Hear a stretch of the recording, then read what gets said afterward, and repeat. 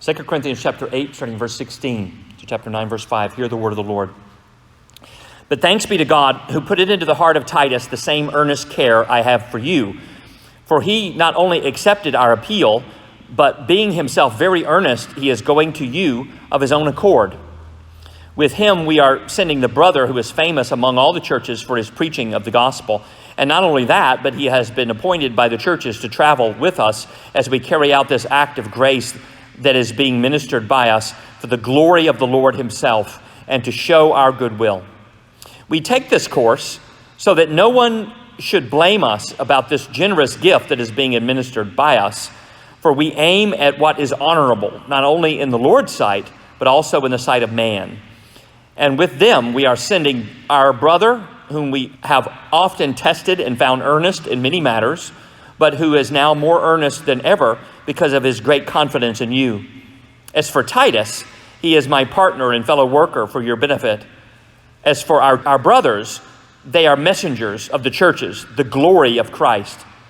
So give proof before the churches of your love and our boasting about you to these men. Now it is superfluous for me to write to you about the ministry for the saints, for I know your readiness, of which I boast about you to the people of Macedonia, saying that Achaia has been ready since last year, and your zeal has stirred up most of them. But I am sending the brothers so that our boasting about you may not prove empty in this matter, so that you may be ready, as I said you would be. Otherwise, if some Macedonians come with me and find that you are not ready, we would be humiliated, to say nothing of you, for being so confident. So I thought it necessary to urge the brothers to go on ahead to you and arrange in advance for the gift you have promised, so that it may be ready as a willing gift, not as an exaction. May the Lord add his blessings to the reading of his holy word. Mine eyes have seen the glory of the coming of the Lord, wrote Julia Ward Howe 159 years ago, as of this November. Do you ever wonder what she saw that made her write those words?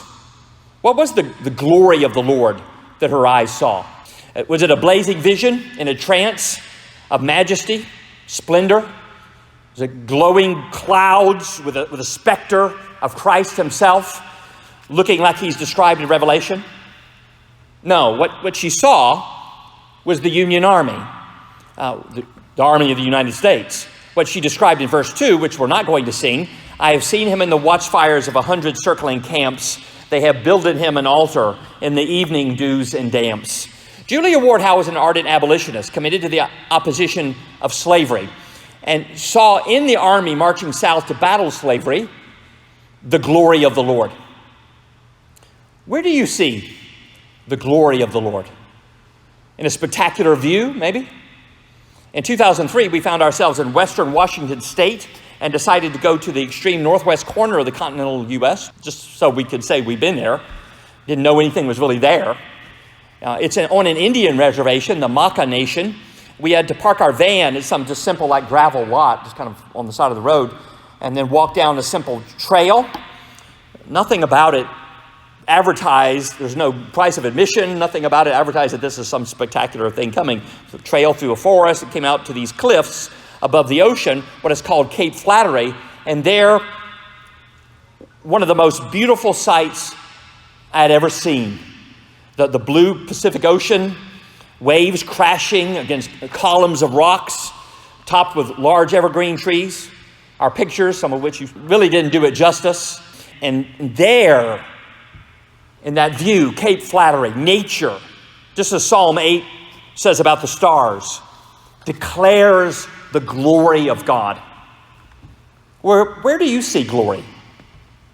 Maybe in a beautiful child? In an impressive athletic performance? A perfect spiral pass to a receiver in stride? That's glorious. Depends on who's playing, I guess. In an army camp? Or like many people, do you not expect to see the glory of God at all in this world? That what you find odd about Julia Ward Howe's song is where she saw the glory of God. That is here on earth. Many people assume that glory, like grace, is something not seen here. Not seen in people, it's not seen in nature. that it is entirely kind of otherworldly, what they would call spiritual, mystical. It's invisible. Perhaps you can feel it. As in the old-fashioned way, some people, used to shout, "Glory!" whenever they feel something profoundly moving in a church service, and there's nothing wrong with that. The assumption of many is that glory, by definition, is an invisible, like an aura, a taste of something powerful in the air, something thrilling, something heavy. But it can't be seen, can it? Not literally, not with your eyes, your physical eyes, here and now. Can it? Can you see glory? Can your eyes see it? If so, where?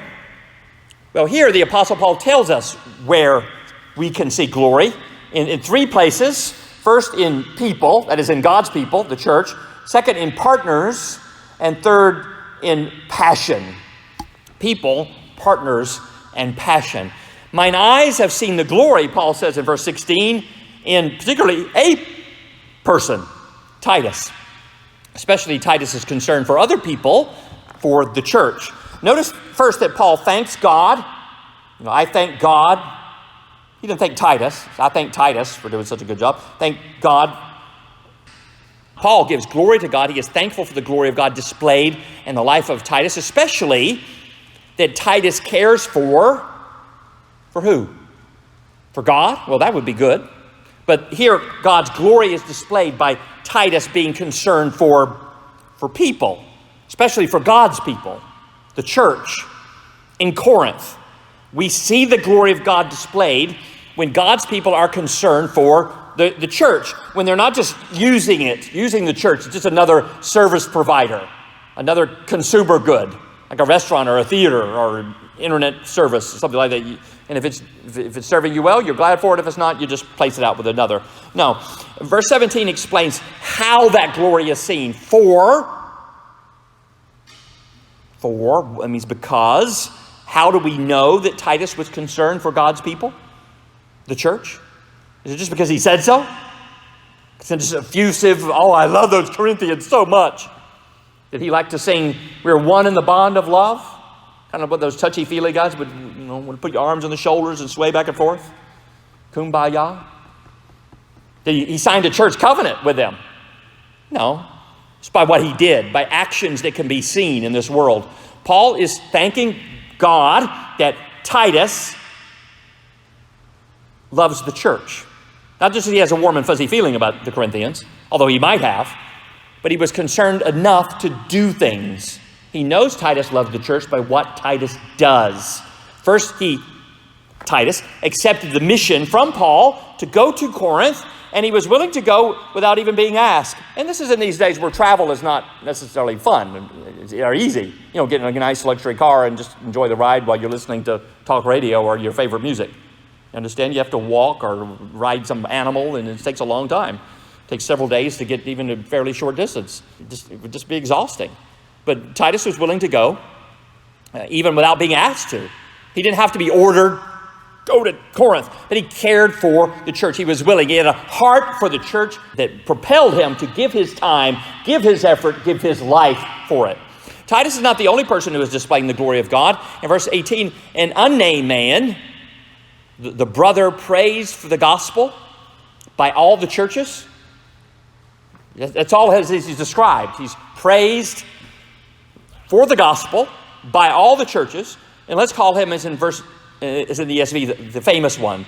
He's here, he's anonymous. You can kind of speculate who he might be, but let's not do that because we won't know for sure. He's a famous man. He's praised by all the churches for what he does to further the gospel. Where do you see glory? Here in verse 18, our eyes see the glory of God in a famous person who does something for the gospel. Who he is and what he does exactly for the gospel, we're not told. So that's not the point. We're not told who he is. The point here is that our eyes can see the glory of God in people who work in some way to serve the gospel. Here Paul is taking up an offering from his churches, and he's sending the money to the poor in the Jerusalem church. Now, this we saw last week was the grace, what Paul repeatedly calls there, the grace or the gift. The gift would display the glory of God. Titus and this anonymous man are helping Paul take up and deliver the offering, and so enabling the grace of God to be seen. That's what he says in verse 19, this act of grace. That is this money being collected and taken to the poor Christians in Jerusalem.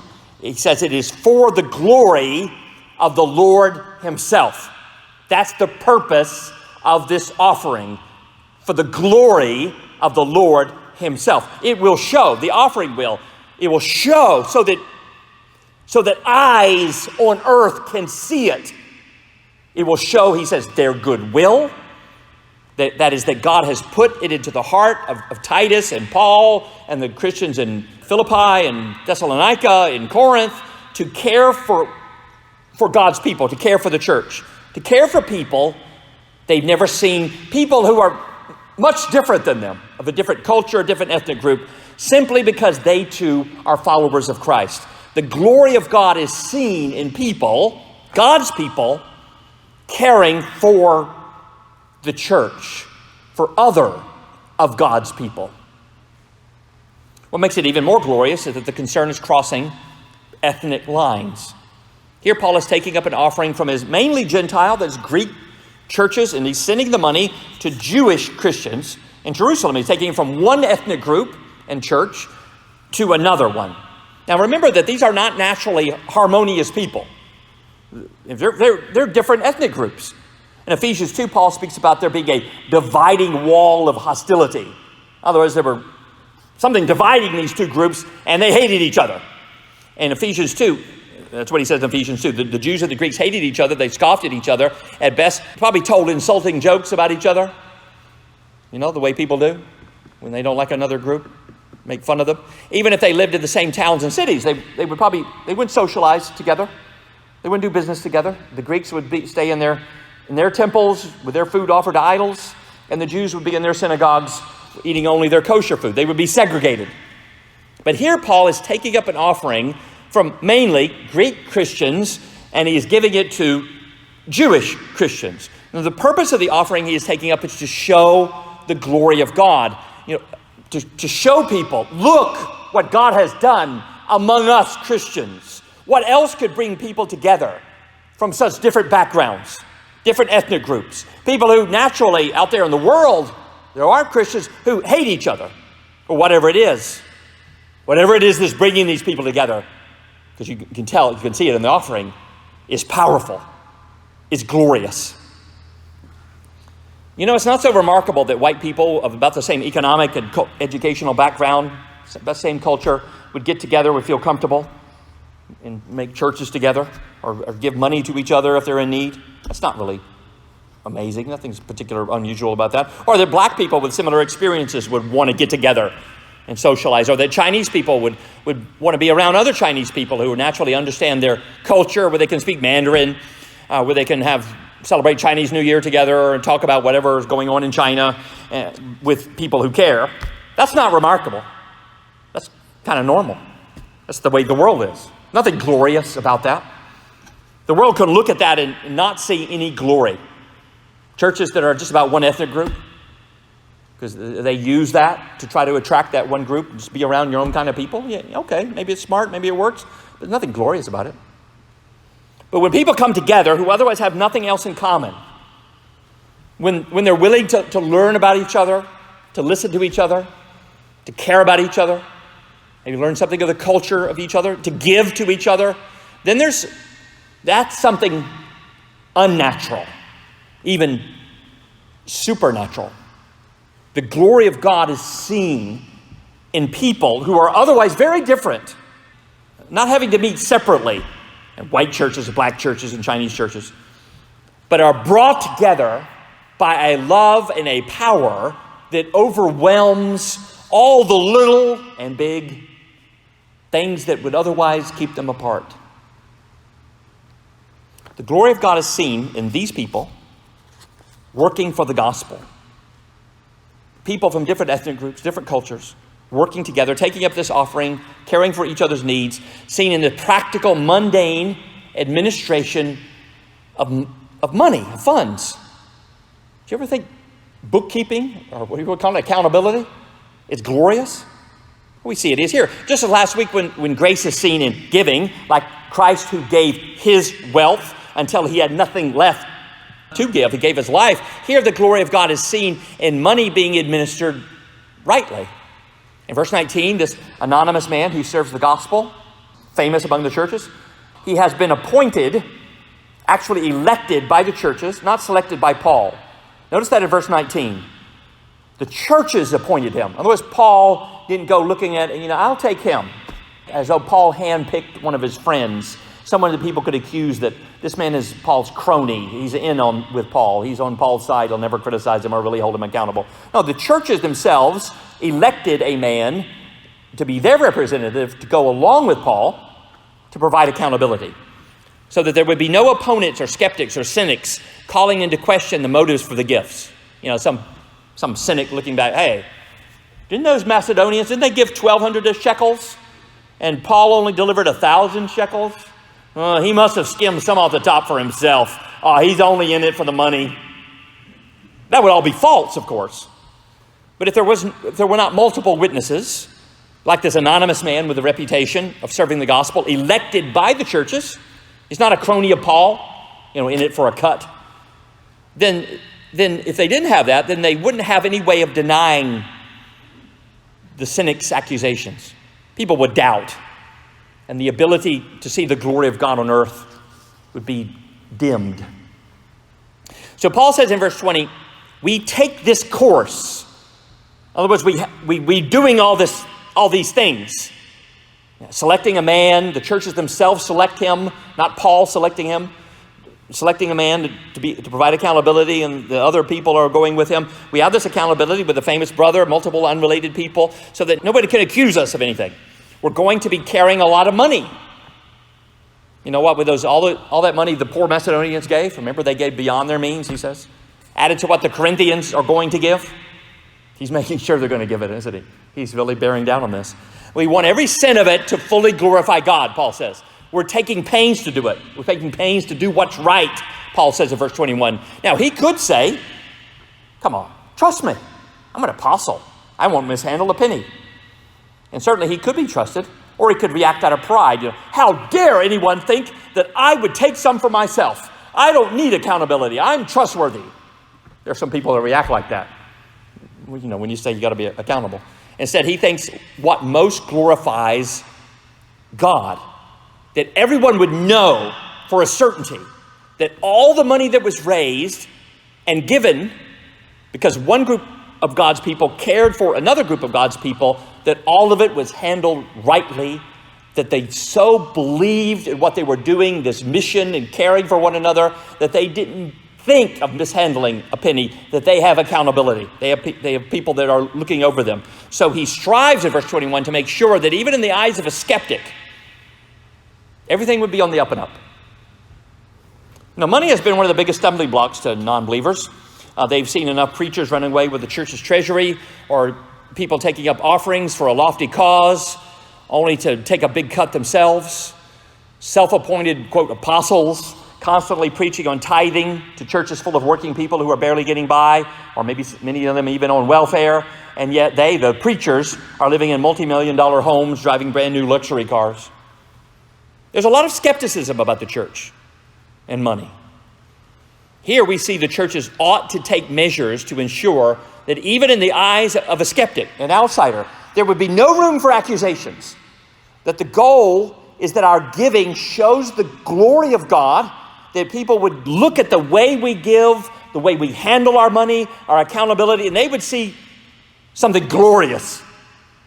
They would see people who really believe in the ideals they say they do, who really care for each other, who really give to each other. This isn't just a big gimmick to get a few people wealthy.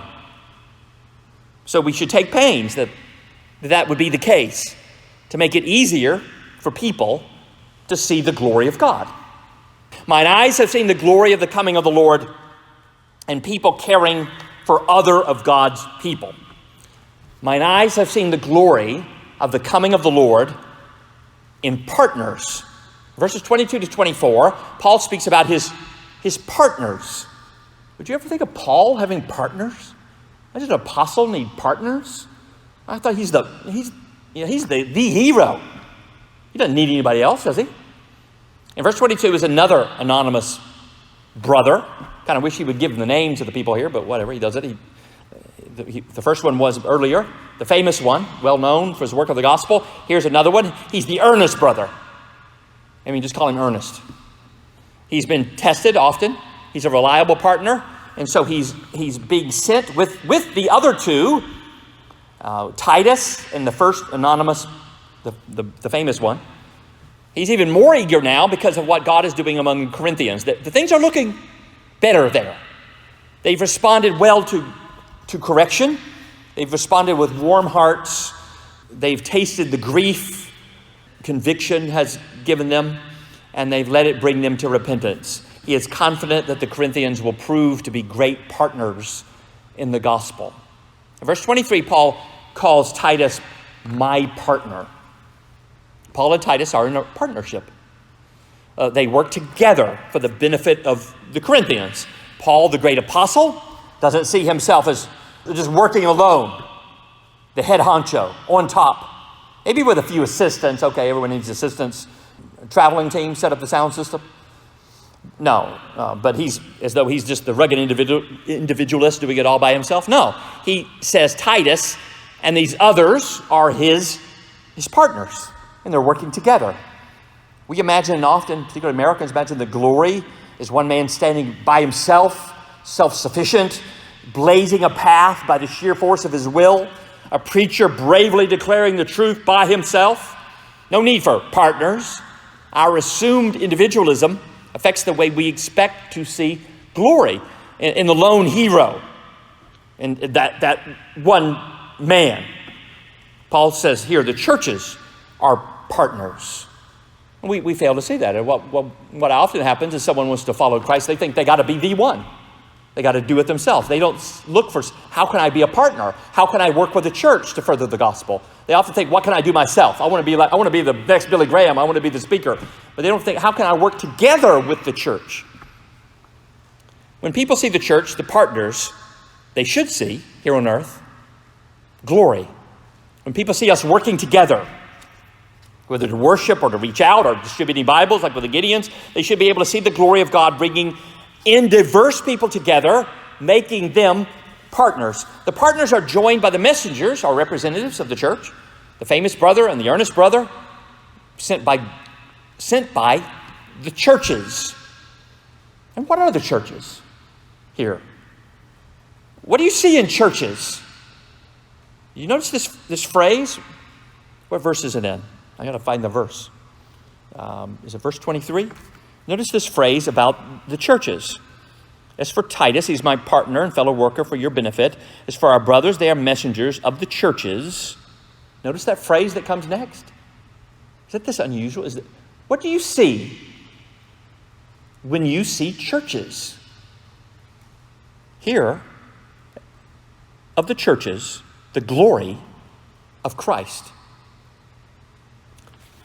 What do you see when you see churches? Social clubs? Maybe country clubs? Social clubs, like you have chess clubs for people that like chess. They're just people of the same interest.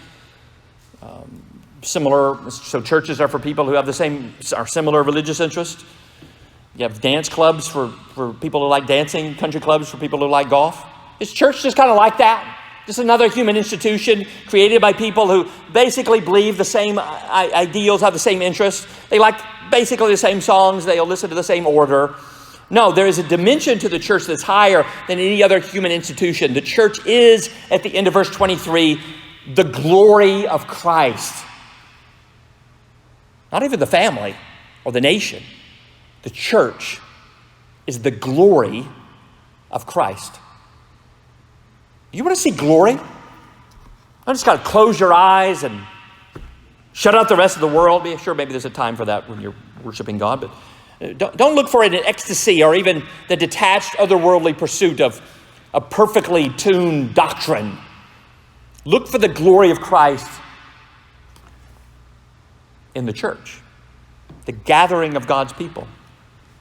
And not because they're white or black or Chinese or Democrat or Republican or young or old, but because the grace of God and the generosity of Christ has brought them together. He's formed the church. He says in Acts, God says God has bought the church with his own blood. The glory of God is seen on earth, not in lone individuals just ruggedly standing up for Jesus, but in the church, called out from the world, from all kinds of people, to be one people, around one Lord, and by being united around Christ, show the world that Jesus is enough to hold all kinds of people together.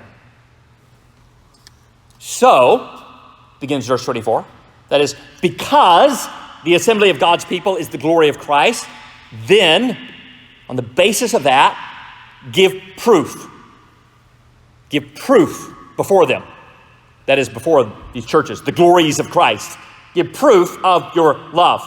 That is, the fact that the churches are the glory of Christ puts on us a responsibility. We have to give proof to them. Proof that eyes can see. It's not good enough just to say we love them, to say that we're all in favor of churches. We hope things turn out well for them. Just words. We have to give proof by being a member, by being committed, by our attention, by our service, and especially here in 2 Corinthians chapter 8 and 9, by giving. Our love for the church, the glory of Christ, has to be demonstrated in a way that can be seen on earth now. And one of the main ways we do that is with the offering. That basket gives you the opportunity to give proof that can be seen. Mine eyes have seen the glory of the coming of the Lord in partnership and in passion. Now, all through this passage, Paul has been talking about the passion of various people. In verse 17, he mentions the earnestness, or it could be translated as enthusiasm or zeal or diligence of Titus. Again, one of the anonymous brothers in particular is earnest. Over and over again in this passage, Paul praises his partners for being eager or earnest or zealous or diligent. Diligence is passion mixed with discipline. It's disciplined passion. Earnestness or zeal is one of the most important qualities for Christian leaders. A passionless man who kind of just practices his faith, his religion, like a cool, detached, no dog in this fight attitude, has no place trying to lead the church. The glory of God should inspire in us a passion, great zeal. And that passion should produce diligence, a disciplined passion. And that especially is the theme of chapter 9, verses 1 to 5. In verses 2 and 3, Paul remarks that the Corinthians, he says, they were ready, they were willing. Reports of the Corinthian zeal was part of what inspired the poor, oppressed Macedonians to give, remember, beyond their means. The way they were on fire for God, the way the Corinthians were on fire for God, sparked the Macedonians to be on fire for God too, and to show it in their giving. And now Paul is trying to get the Corinthians to show their zeal for God in their giving. Paul is sending those three men ahead. So the two anonymous ones, remember the famous one, the earnest one, and Titus. So when the big day comes to pick up the offering, the Corinthians, they would be ready. He is telling them to channel their zeal into planning. Have that diligence. Remember, diligence is passion mixed with discipline. You see this in athletics all the time. There's a lot of particularly young teenage guys that have a passion for sports. But they're not going to become very good at it if they don't mix that passion with discipline. And so have diligence. They got to practice, in other words. And they got to love it while they're practicing. They got to be willing, if they're basketball, willing to go to the courts and do free throws for hours on end and do push-ups and do all those things that seem dreary. But if you have a passion that channels your energy into that practice, into those workouts, into planning. Here, some people think that zeal for God, that sensitivity to the glory of God, has nothing to do with planning. What's planning, organizing, have to do with loving God? with zeal for God.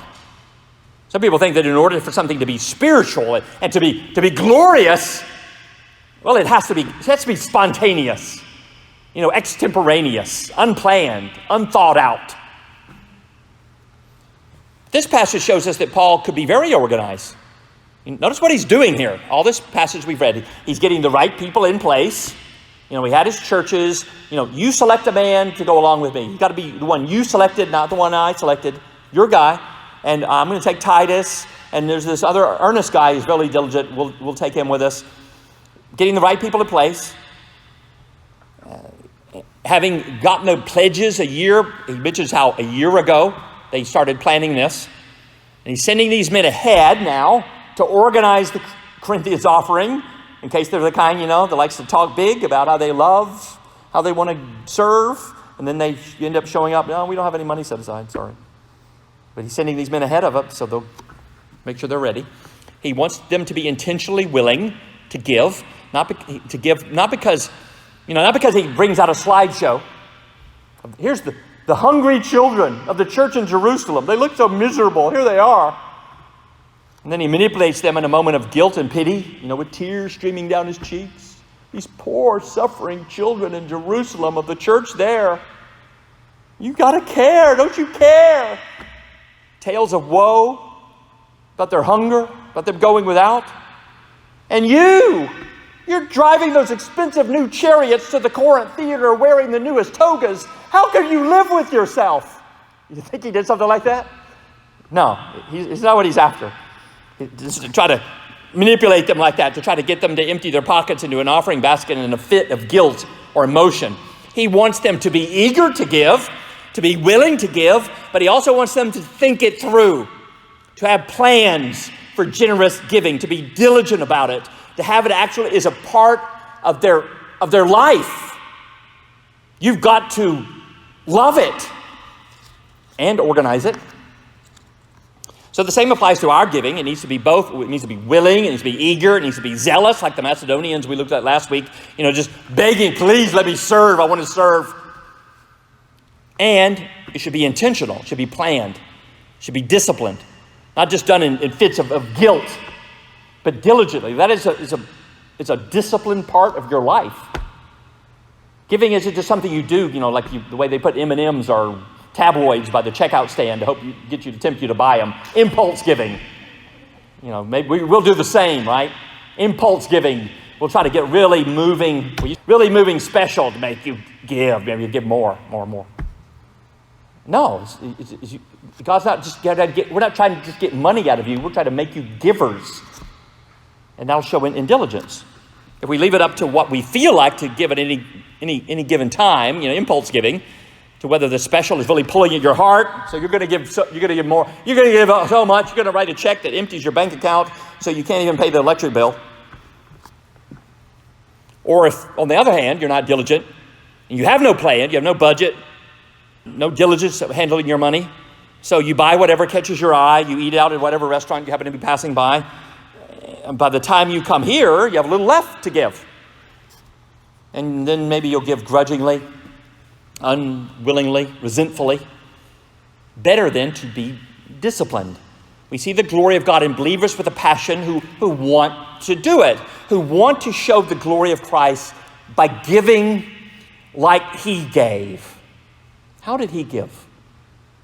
For the joy set before him. But some could say, well, that's just the problem. I don't want to do it. If I gave that much, I'd be doing it grudgingly, as if it were extorted or wrenched from me against my will. Isn't it better then that I just give I give numbly? That is, I give so little you can't even feel it. Isn't that better than giving a tithe grudgingly, like I was paying a bill?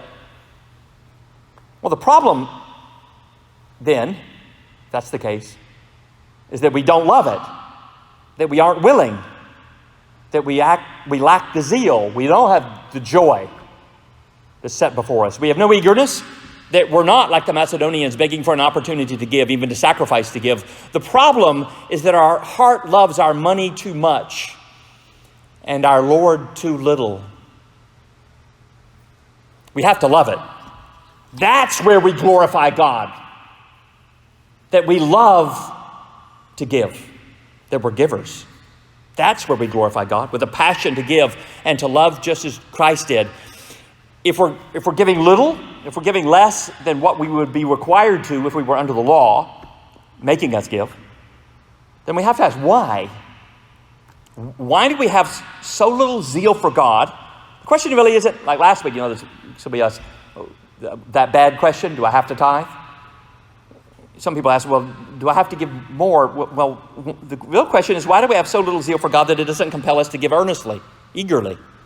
We display the glory of God on earth so that human eyes can see it by earnestly giving. If our giving is stingy, if it's sporadic, if it's undisciplined, then our first problem really isn't a lesson, maybe several lessons, on our need for stewardship, Dave Ramsey's Financial Peace University, although that may indeed be our second need. Our first problem is a disease of the heart. Why is there not a fire burning within us that just wants to give more, just looking for opportunities to serve, to do more? Why is that fire not there? Why don't we love it? Are we sick? We need a healing, poisoned maybe by too much love for all the things that we could buy to glorify ourselves. We love our money too much. All the things we could get for ourselves, driving the newest cars, playing the newest electronics, having the newest things, the most luxurious vacations, so that we look good. Are we sick, looking to glorify ourselves? Or are we even dead, needing a whole new heart created in us to be born again? The esteemed 19th century Scottish pastor Robert Murray McChaney preached to his church, challenging them that many of them may not even be true Christians at all because they don't love to give. He said, quote, "To give largely and liberally, not grudgingly, requires a new heart. An old heart would rather part with its life blood than with its money." The old heart would rather be separated from its life's blood than with its money, if it's in money that it sees glory. Where do you see glory? You can see it in the giving of a young teenage girl in Singapore from a poor non-Christian family, not allowed to go to church by her family. She was converted in school, I guess, to the ministry of Youth for Christ, which brought her the gospel, and so became to her church.